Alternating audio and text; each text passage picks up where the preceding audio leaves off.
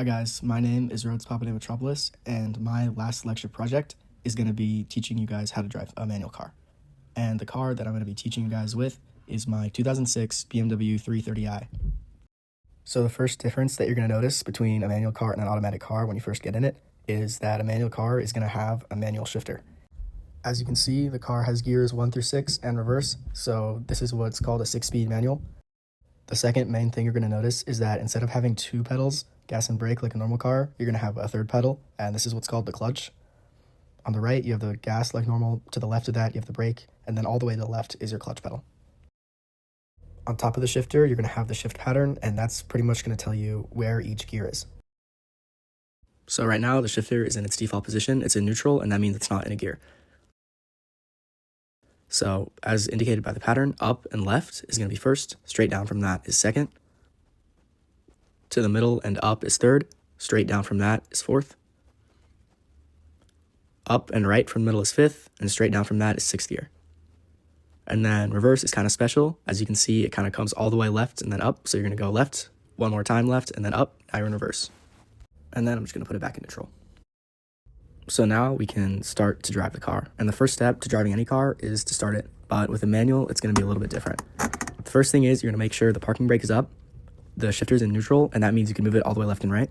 And then what you're going to do is put your foot all the way down on the leftmost pedal, the clutch, and then you can start the engine. And as you can see, the car's now started, and I can let off the clutch. It's pretty much like I'm in park right now.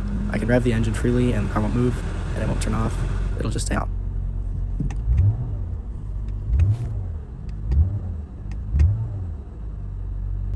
When learning how to drive manual, the hardest part to learn for most people is learning how to start from a stop. But the steps are actually pretty simple. The first thing you're going to want to do is put down the parking brake and make sure that your right foot is on the brake pedal. And then what you're going to do is going to clutch in and put the transmission in first.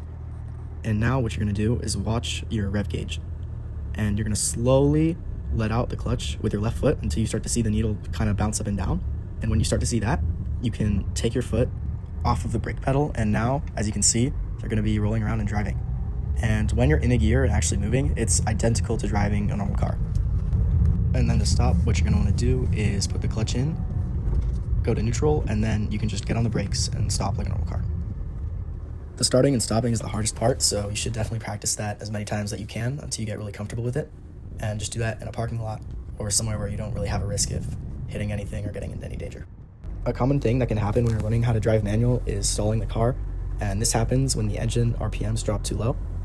And as you can see, I'm on the clutch here, and the RPMs are slowly coming down, but the car dies because I let off the clutch without taking off the brake.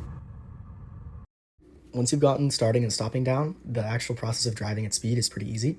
And the way I like to think about it is like when you're riding a pedal bike.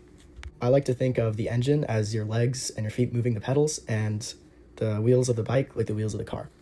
When you're riding a bike at a really low speed, you want to be in a low gear so that your feet can move on the pedals at a pretty comfortable rate. But think about if you're moving pretty fast on a bike and you went into really low gear like first. Your feet would be moving really, really fast along the pedals, and it would be uncomfortable and inconvenient. In a car, the equivalent is pretty similar. It would be like being in first gear at a higher speed, and this would mean that your RPMs or engine speed would be really high.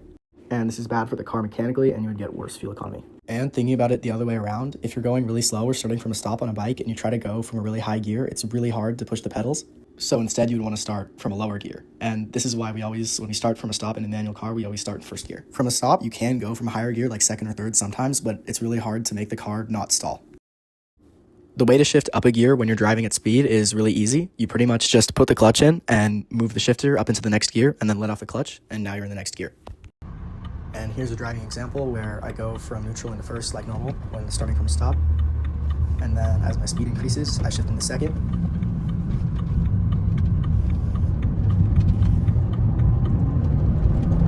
And then third. And then fourth.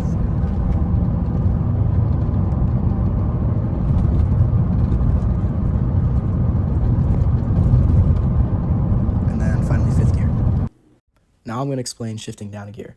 And once again, the way you can think about it is riding a bicycle. So let's say you're riding a bike and you want to go from a higher gear to a lower gear. So what's going to happen when you do that is once you go to that lower gear, you're going to have to start moving your legs faster. And the way we replicate this in a car is by doing this thing called rev matching when you downshift. So when you go down a gear, you're going to put the clutch in and give the gas a little blip, and you're going to watch the RPMs go up, and then you can let off the clutch once you're in the new gear. This technique is called rev matching because you're matching the speed of the engine or the revs to the speed that the wheels are moving on the ground to make sure that your downshift is smooth.